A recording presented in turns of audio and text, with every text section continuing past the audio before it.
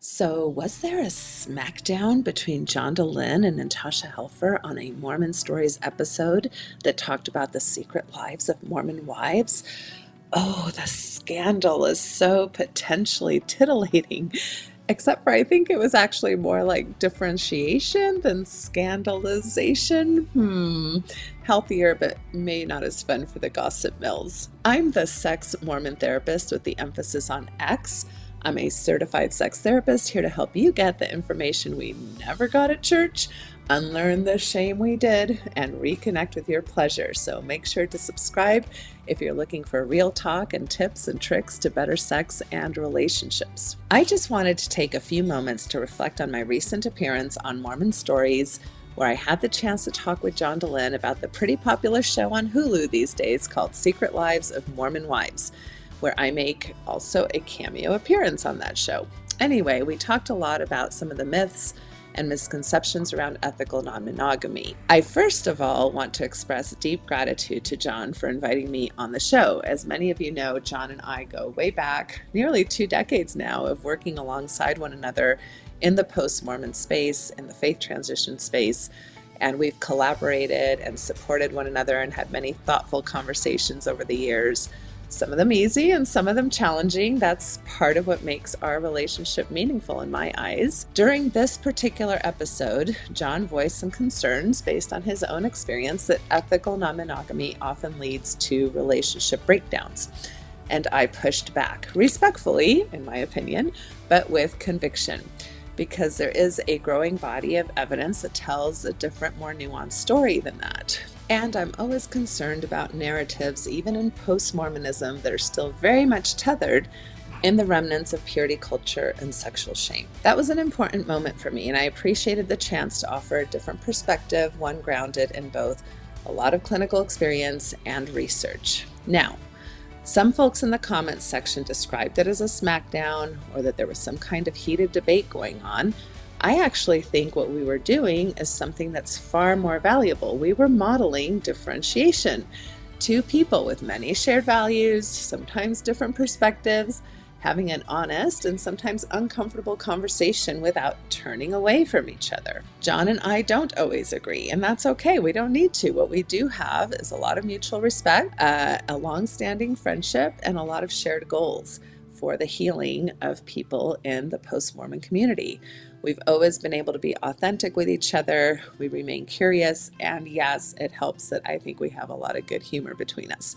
That's a rare thing in a relationship, and I celebrate it. So to all of you watching, especially those navigating your own journeys of faith transition, relationship exploration, or identity shifts, I hope if you watched this exchange, it was helpful, and that if you saw it as very conflictual, that you might consider, what is it about conversations when there's disagreements that make us feel so uncomfortable? It's also an invitation to wonder about what it's like when you don't agree with everyone you care about. Differentiation is a muscle worth building. It's how we grow, it's how we stay connected, it's how we make space for complexity without losing our own values or our relationships. Now, I want to take a moment to respond to some of the comments that came in after the episode. I've read a wide range of perspectives. Some of them were incredibly supportive and affirming, and I'm so grateful for that. Others expressed that I came across as defensive or misinformed. I'm also very grateful for comments that challenge or make me rethink how I presented or how I came across. Let's read through some of these. So at Jello's Jiggling, this person says, "For what it's worth, I agree 100%. Natasha's response, while based in vast experience and knowledge, was delivered snarky, and I immediately bristled. It seemed defensive rather than educational, and I shut off." Anthony Parrish, 1842, writes, "I have been in the human services field for 4 decades, expertly trained in sexuality. Natasha is defensive and utilized shame by pointing her finger at the non-experts. She should be educating and not preaching. I'm also an ex-Mormon who had to deconstruct after 38 years of being in the church.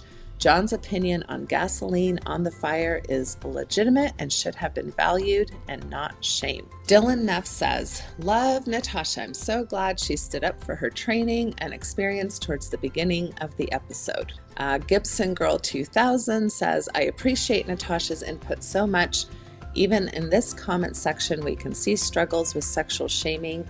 I see no comparison with Natasha and Jody, because one of the comments had compared me to Jody Hildebrandt, which that's a whole nother thing that we could do a whole nother episode on.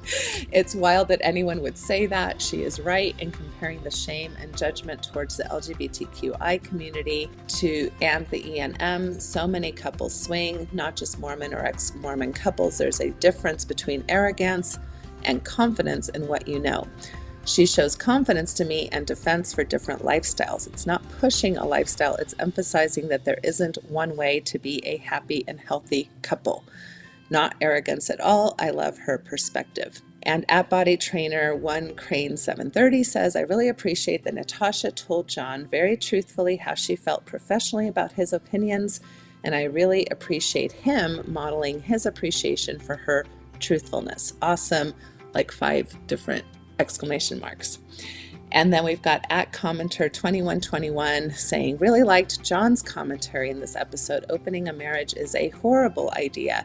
I don't care what a sex therapist says, just use some common sense. A healthy marriage is a commitment between equal partners who love and support one another.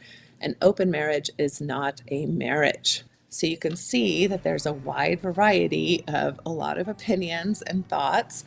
And so here's a few thoughts that I have in regards to maybe where I can work on some things myself, but also advocate for some things that I want everybody to think about.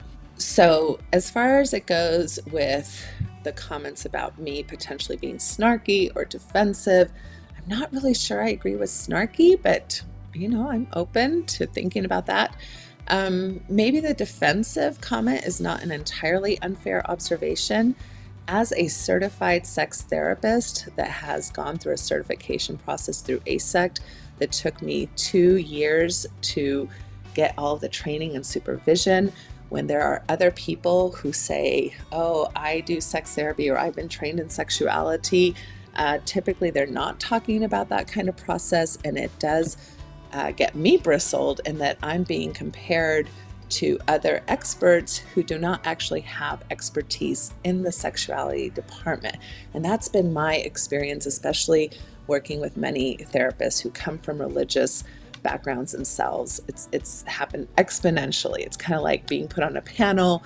Imagine you're you're an oncologist and you're on a panel about cancer, but on that panel with you are other medical professionals. So, they're obviously very attuned to medicine, but maybe there's a podiatrist and there's a lung doctor and there's a person who is a pediatrician, and they're all treated like they have the same type of expertise. I think that would be very challenging for the one oncologist on the panel to not be frustrated by that process. And I feel like I'm in that space pretty regularly. The reality is that most therapists are not adequately trained in human sexuality. So as a sex therapist, especially when working in the intersections of religion, trauma, and sexual health, I'm often in these spaces where my work is discredited, where misinformation is rampant, and where, like I just mentioned, fellow professionals sometimes perpetuate harmful narratives about sexuality and relationships. So there might be a layer of defensiveness in my posture. I'm willing to be open to that. I am human, and I will reflect on trying to work on sharing things in a less defensive manner.